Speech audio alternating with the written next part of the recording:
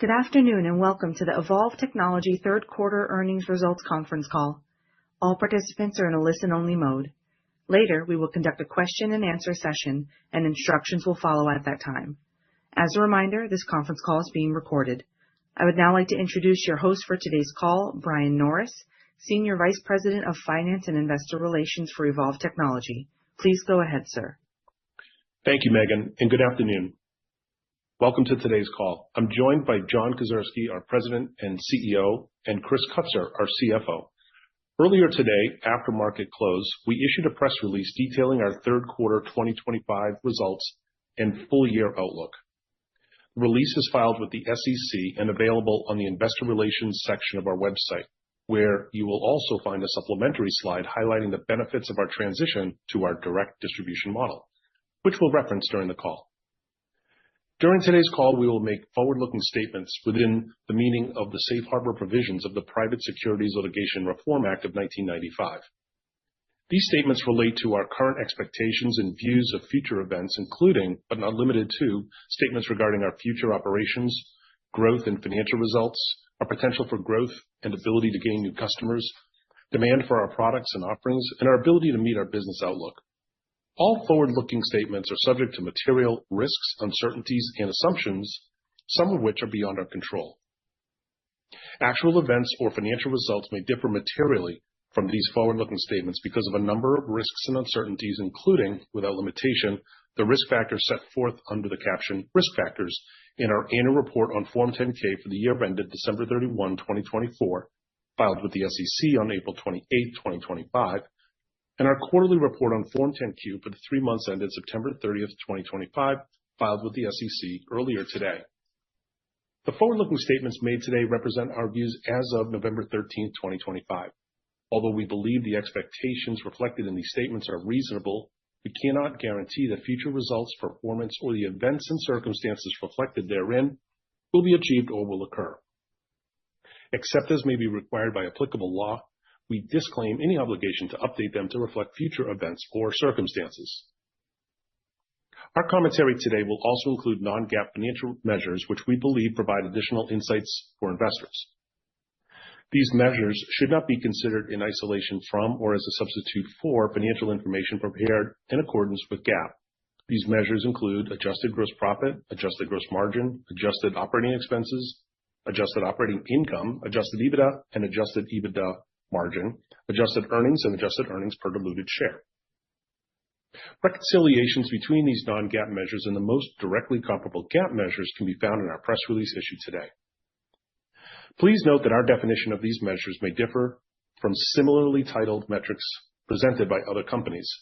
We will be discussing key operating metrics such as annual recurring revenue or ARR, remaining performance obligation or RPO, both of which we believe are helpful to investors in understanding the progress we are making as a business. One last item, we have an active IR schedule coming up, including the Craig-Hallum Alpha Select Conference next week in New York, and 2 events in December, the UBS Technology Conference in Scottsdale and the Northland Capital Conference, which is being held virtually. We will also be on the road this quarter at several financial centers across the country. For more information, please contact me at bnorris@evolvtechnology.com. With that, I'd like to turn the call over to John.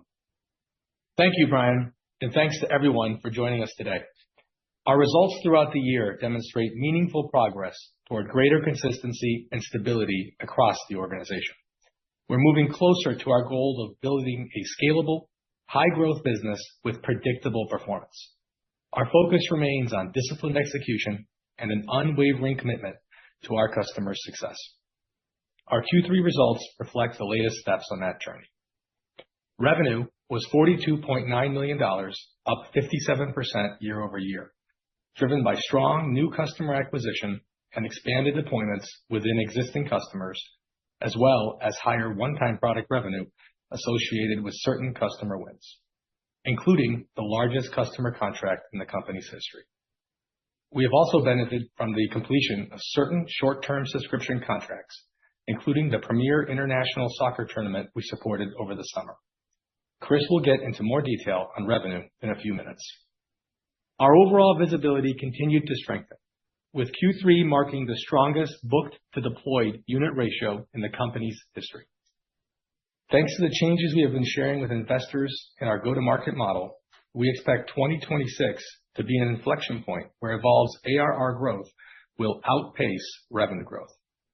Let me explain that encouraging trend a bit further, which we introduced to investors on our prior call.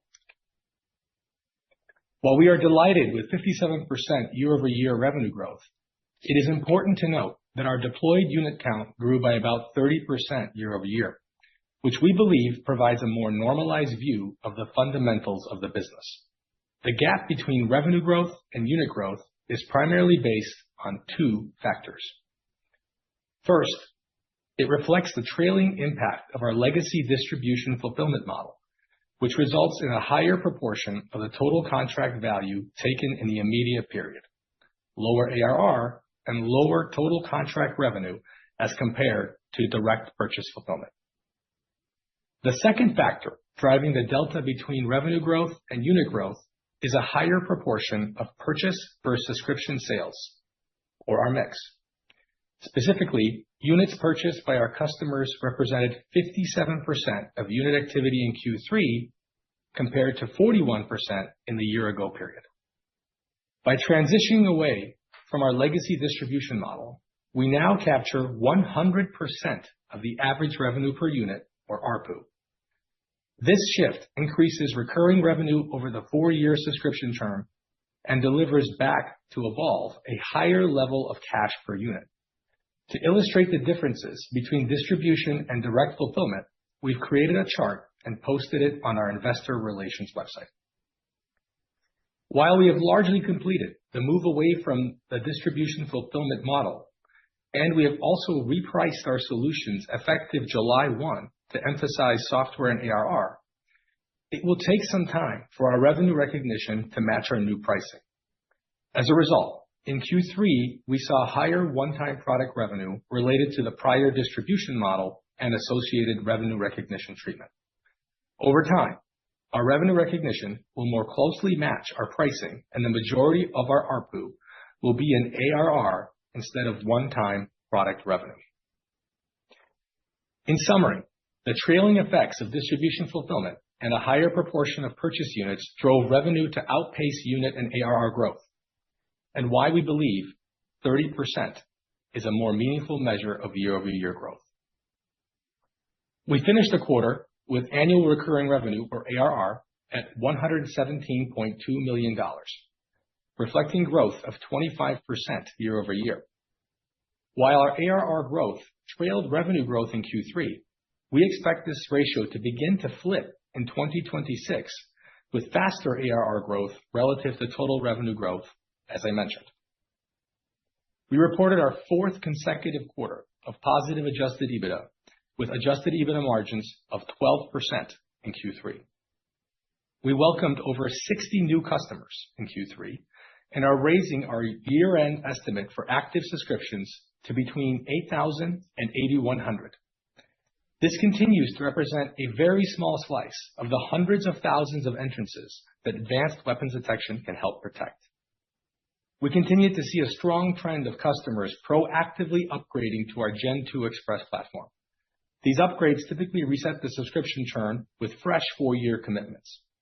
Gen 2 upgrades also help drive a sequential 8% increase in RPO, which stood just shy of $300 million at the end of Q3.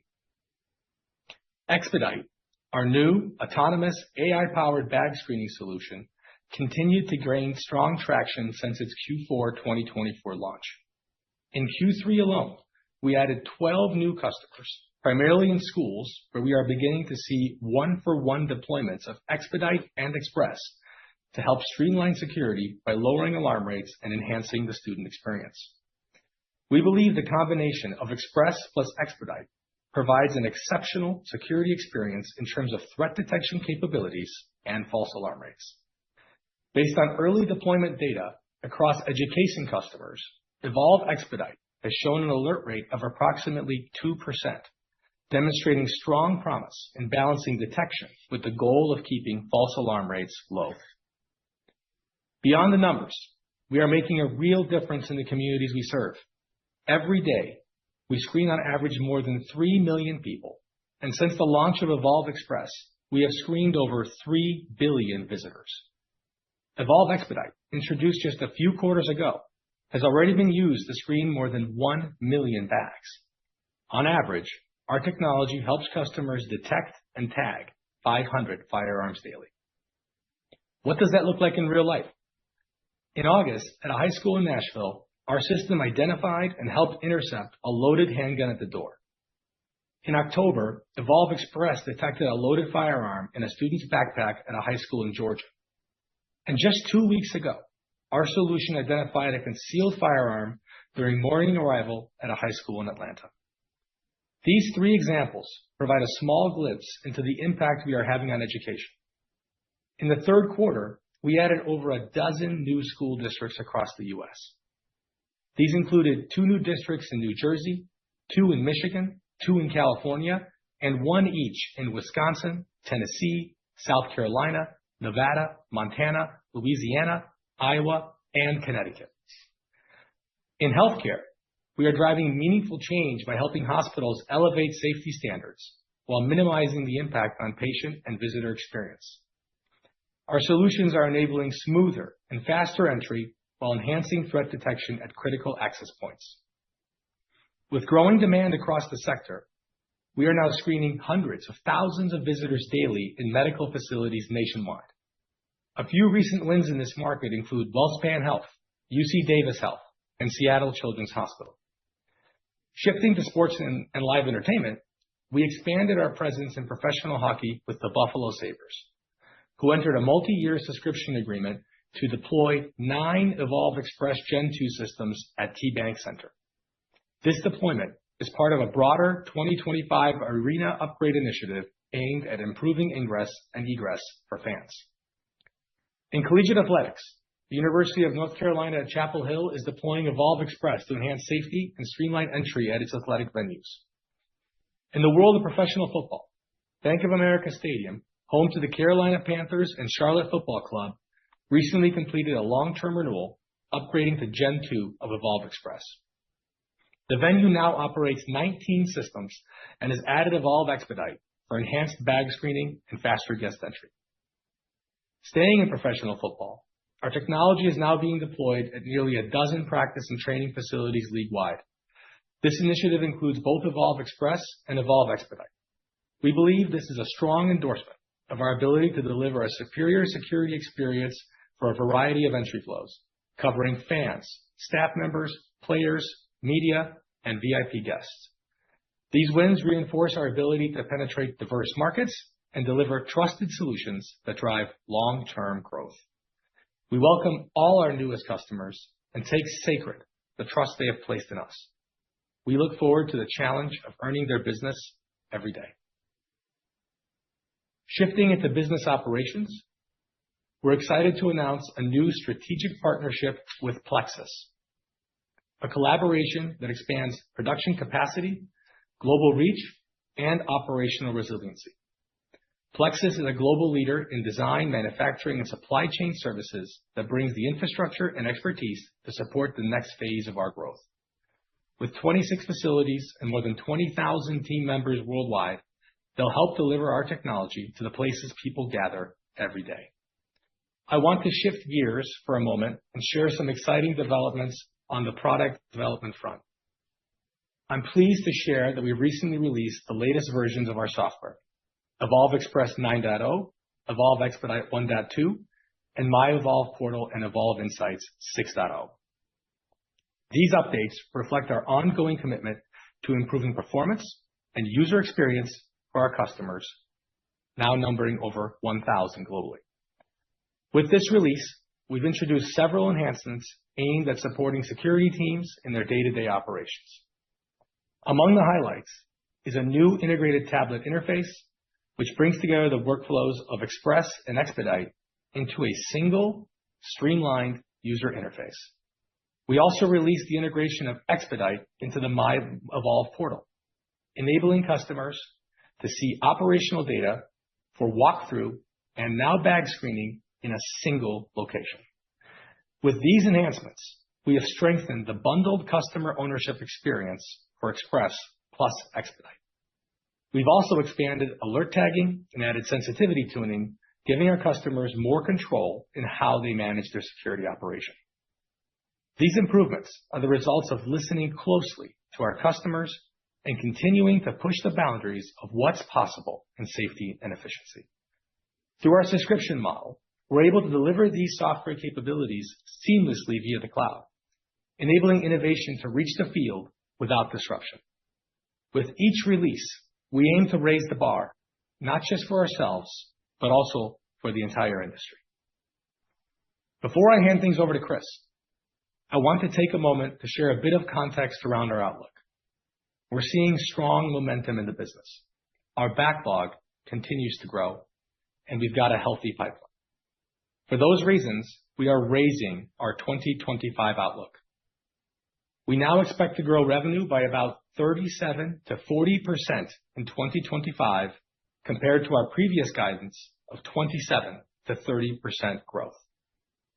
I would point out that our upwardly revised revenue forecast for the year of between $142 million to $145 million includes certain one-time benefits, in particular related to one-time revenue recognition from our legacy fulfillment and pricing models that I mentioned earlier.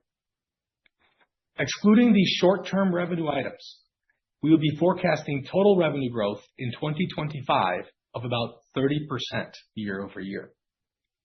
We continue to expect to deliver positive full-year adjusted EBITDA with full-year margins in the high single digits. We remain committed to generating positive cash flow in Q4. Looking ahead to 2026, let me start with this fundamental principle. We're planning to add more units in 2026 than we did in 2025, with ARPU trends remaining stable. As a reminder, our 2025 results included the largest customer contract in the company's history, more than 250 units. We plan to grow on top of that order. The changes in our distribution fulfillment model and pricing structure will allow us to capture 100% of contract ARPU, shift more of that ARPU from one-time revenue into ARR and RPO, and create an opportunity to maximize leverage in the business over time. We estimate that these subtle but powerful shifts of emphasizing ARR over short-term product revenue will defer about $5 to $10 million of revenue in 2026 that we would otherwise have captured had we not changed our distribution and pricing structure. We expect that $5 to $10 million to convert into long-term recurring revenue streams that will benefit future years. We're currently modeling full-year 2026 revenue of between $160 to $165 million. Importantly, we expect ARR to grow by at least 20%, outpacing total revenue growth in 2026, which is an important pivot for Evolv. This management team continues to prioritize ARR growth and other long-term value drivers. With that, I'll turn it over to Chris, who will take you through our financial results and the details behind our outlook.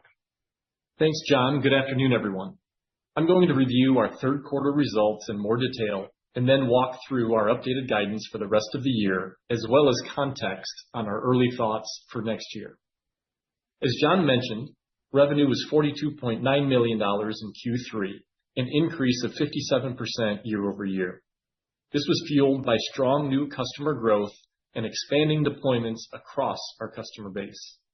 It also includes a few items that, while positive, aren't expected to recur at the same scale every quarter, as John mentioned. Let me unpack those a bit further. First, our new contract with Gwinnett County Public Schools, the largest in Evolv's history, contributed approximately $3 million in revenue in Q3, primarily as one-time product revenue. Second, Q3 included a very high proportion of direct purchase method deployments compared to our legacy distribution motion, which brings more immediate revenue recognition and less ARR, which John covered already. The nearly $3 million of product revenue recognized for Gwinnett County this past quarter is an example of that effect. We also recognized approximately $3 million in IP license and other one-time revenue in Q3, primarily tied to our legacy distribution subscription model. Finally, we had roughly $1.5 million in short-term subscription revenue or rentals. These short-term subscriptions are valuable and remain part of our strategy, but they tend to be episodic in nature. When adjusting for these specific items, you get a more normalized view of Q3 revenue closer to $35 to $36 million, which would reflect growth of about 30% year over year. Annual recurring revenue, or ARR, at September 30th was $117.2 million, reflecting growth of 25% year over year and 6% sequentially. Remaining performance obligation, or RPO, was approximately $299 million at the end of the third quarter, compared to approximately $275 million at the end of the second quarter and $269 million at the end of Q3 last year. Adjusted gross margin was 51% in Q3, compared to 64% in the same period last year. There are three drivers here worth diving into a little bit deeper. First, as discussed on our last call, the shift from distribution fulfillment to direct purchase fulfillment creates a near-term gross margin headwind, but it also brings higher gross profit dollars over the term of the contract, along with higher revenue, higher ARR, higher RPO, and cash compared to the legacy distribution model. With the business now delivering a consistent track record of positive adjusted EBITDA, that's an important long-term trade-off we are pleased to make. Second, we saw the impact of several large education contracts that included significant volumes of our newest product, Expedite. Expedite is still operating at subscale manufacturing cost. We expect Expedite costs to improve in 2026, which we expect to positively impact future gross margins. And finally, we recognized approximately $3 million of one-time costs related to inventory and service adjustments. Moving down the P&L, adjusted operating expenses, which exclude stock-based compensation, loss on impairment of equipment, and certain other one-time expenses, were $24.8 million, compared to $25.2 million in the third quarter of last year. This modest year-over-year decline, in contrast to strong year-over-year growth in units deployed, total revenue, and ARR growth, reflects the actions we've taken since the start of the year to reduce spend and improve the profitability of the business. We believe it is also an excellent indicator of the leverage we believe is central to our business model. Adjusted EBITDA, which excludes stock-based compensation and other one-time items, was a positive $5.1 million in Q3 of 25, compared to a loss of $3 million in the third quarter of last year. This resulted in adjusted EBITDA margin of 12% in the third quarter of 2025. Turning to the balance sheet, cash equivalents, and marketable securities increased $19 million sequentially to $56 million, up from $37 million at the end of Q2 2025. This primarily reflected proceeds from the new credit facility that we completed in July, along with tighter inventory management and stronger overall collection activity. I'm going to provide some additional details to our updated 2025 outlook that John mentioned a few minutes ago. We now expect total revenue to grow by 37 to 40% in 2025, to be between $142 and $145 million this year. This is up from our prior guidance, which called for revenue between $132 and $135 million. A few things we'd encourage investors to consider for context in our 25 revenue estimate. First, as I mentioned in my earlier commentary, the largest deal in the company's history contributed about $3 million to Q3 revenue, and we expect it to contribute more than $5 million for the full year due to higher upfront revenue recognition related to the residual effects of our legacy distribution fulfillment model. Second, IP license and other revenue was about $3 million in Q3, and we're expecting that to be about $10 million for the full year. That one-time revenue stream is primarily tied to our legacy distribution fulfillment model, which has been phased out. Investors should assume that IP licenses are no longer a driver to revenue growth starting here in Q4. Third, short-term subscription contracts contributed about $1.5 million to revenue in Q3, and we are expecting that to be about $2 million for the full year. Those opportunities are generally one-time in nature, so it is not something that we plan around. In light of these three factors, we estimate a more normalized revenue growth rate for 2025 would have been about 30% year-on-year growth compared to 2024. We expect 2025 adjusted gross margin to be in the range of 52% to 54%, not due to ARPU compression or a change in competitive pressure, but because of the shift to direct purchase fulfillment. To reiterate my previous comment, the direct purchase fulfillment model is a headwind to gross margin in the first year of a new contract, but over the term of the subscription contract, it generates higher total gross profit dollars, higher revenue, higher cash, and ARR compared to the distribution fulfillment model, and also makes us easier to do business with. With strong top-line growth and continued focus on expense management, we expect to deliver positive full-year adjusted EBITDA in 2025, with full-year adjusted EBITDA margins in the high single digits compared to our previous guidance, which called for margins in the mid-single digits. We expect to be cash flow positive in the fourth quarter of 2025. Turning now to 2026. As John mentioned, we remain encouraged by the changes we made this year, and we expect to see ARR growth begin to outpace revenue growth in the next year. While we are still developing our final plans, let me set some additional context to the 2026 outlook. The fundamentals of our business remain strong, with a robust customer demand and a stable pricing environment. We expect to add more units in 2026 than we did in 2025, with ARPUs remaining relatively consistent and the trends that we've seen this year continuing.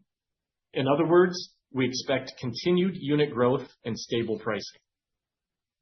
That said, we expect recent shifts in our distribution fulfillment and pricing model will result in less one-time revenue, but more ARR and RPO in 2026 compared to 2025. We encourage investors to refer to the presentation material posted on our IR website for a graphical view of the positive impact of pivoting to direct purchase.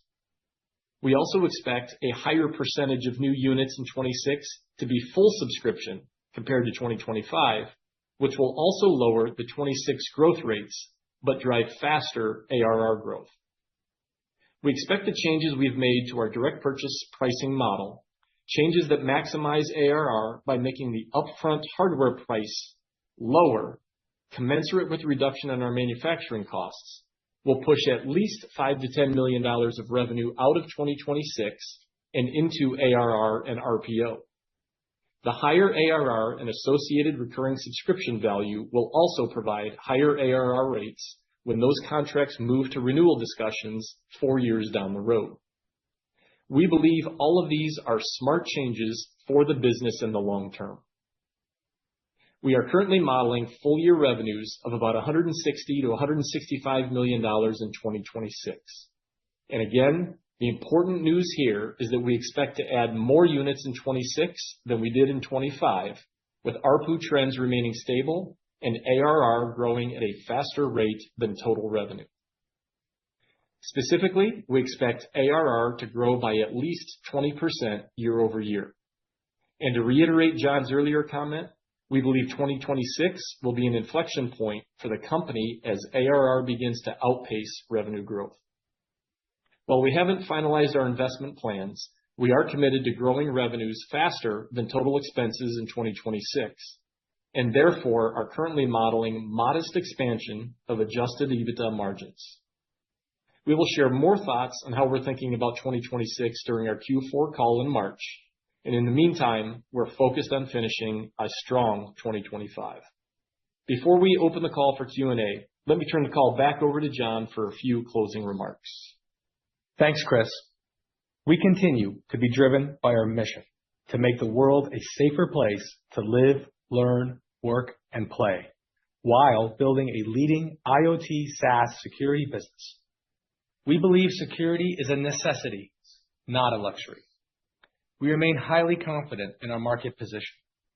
We continue to move forward with purpose, guided by a clear strategy and an unwavering commitment to long-term value creation.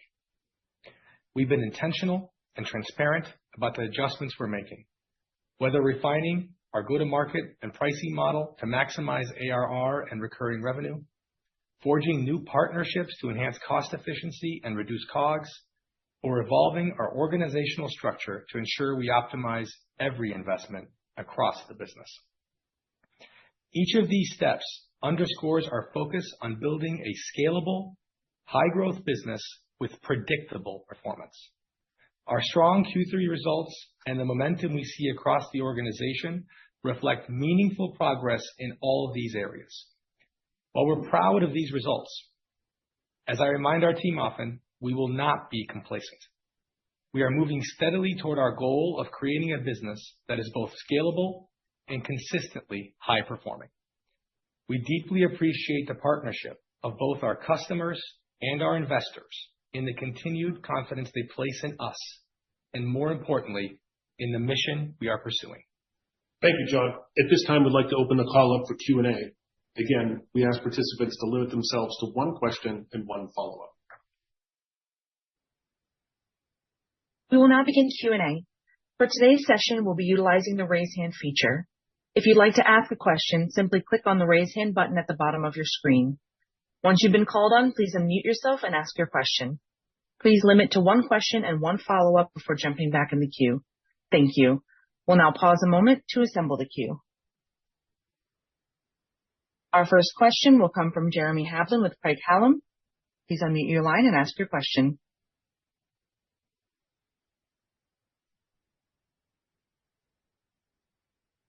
Thank you, and congratulations on the very strong results. Just want to come back to the kind of the call-outs of some of the one-time items here.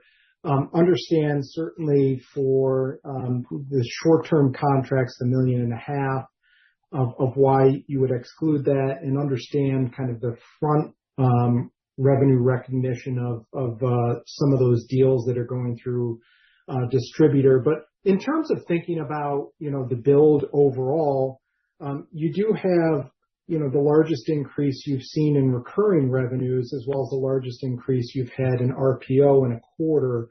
So just help me understand in terms of those, the large contract, how the revenue recognition overall on that will play out on a go-forward basis as an example. Thanks, Jeremy. I'll start, and Chris can address any other specifics you might, have. So as we communicated in the prepared remarks we just shared, one of the impacts of the legacy distribution model is more upfront revenue. We have largely moved away from that, and the majority of our purchase subscriptions were executed through our direct, fulfillment. But there'll be a tail of effect about how we take revenue on those deals over time, and that will normalize and result in the new pricing that we've already put in place months ago in July 1st.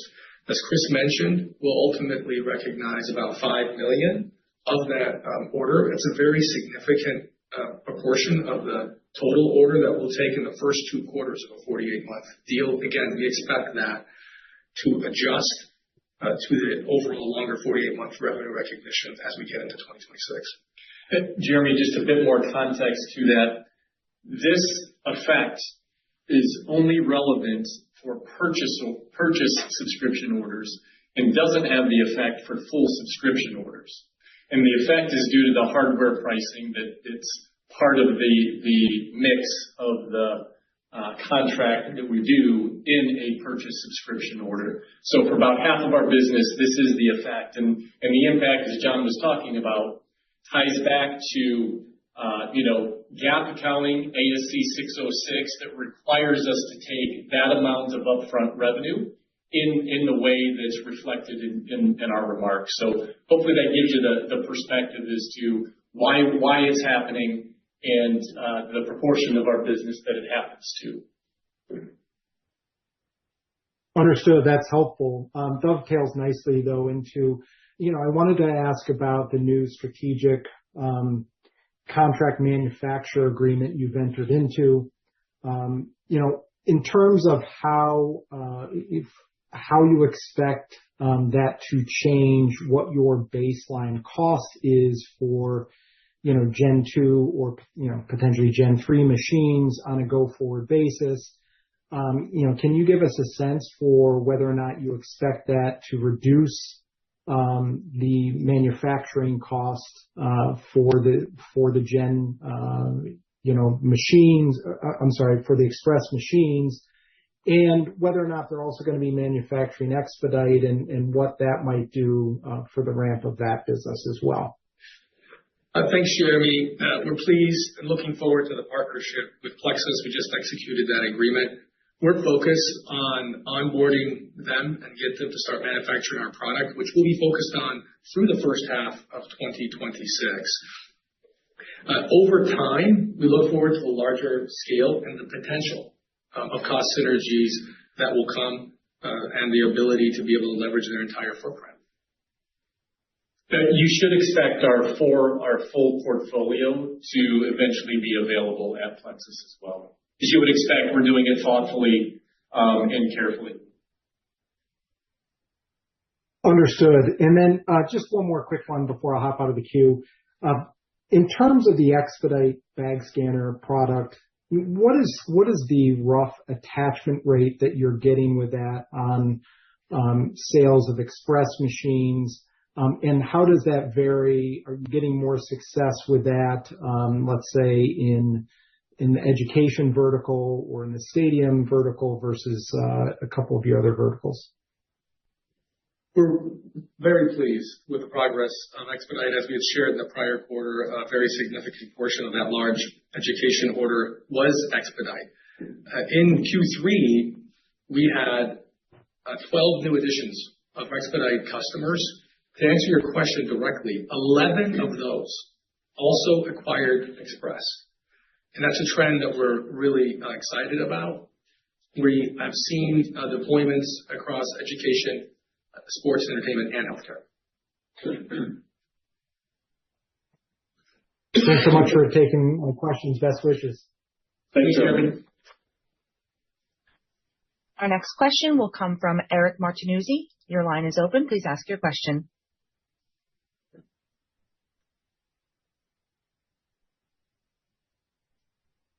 Eric Martinuzzi with Lake Street Capital Markets. Your line is open. Please ask your question. Yep. So you talked about the number of units growing in 25 versus 24. Are we talking aggregate units? So Express plus expedite in 25 is greater than 24, and the same thing, 26 versus 25. Are we talking the Express units only? The aggregate units, the sum of Express and expedite, which is consistent with how we've been discussing it this year. Okay. And then can you remind me the delta between the price of those two if someone were to purchase them outright? Maybe not the absolute dollar. You shared before, the unit economics are similar. As Chris commented, we expect the gross margins to be more similar over time. Today, expedite is a new product, hasn't benefited from the multi-years of manufacturing scale that we built into Gen 2. So right now, it's a bit of a headwind on gross margin. And Eric, a reminder, that's also a 4-year subscription go-to-market model for expedite as well. Got it. Thanks for taking my questions. Yeah, for sure. Your next question will come from Shaul Eyal with TD Cowen. Your line is open. Please ask your question. Thank you. Good afternoon. Congrats on results, and thanks for the color and transparency on the business and the outlook.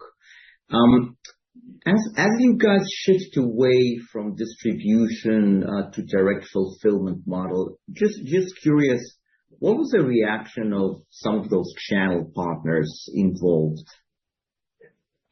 It's very positive. There's one thing I want to make sure we're very clear on. This had no impact on our channel, but the majority of our business, as it has, continues to transact from a channel. What the change is how our channel partners get the product from us. In the past, in the motion that we introduced in 2023, they would purchase it from a distributor. Now they purchase it directly from us, which means that we capture 100% of the ARPU. We did not see the portion that went through distribution.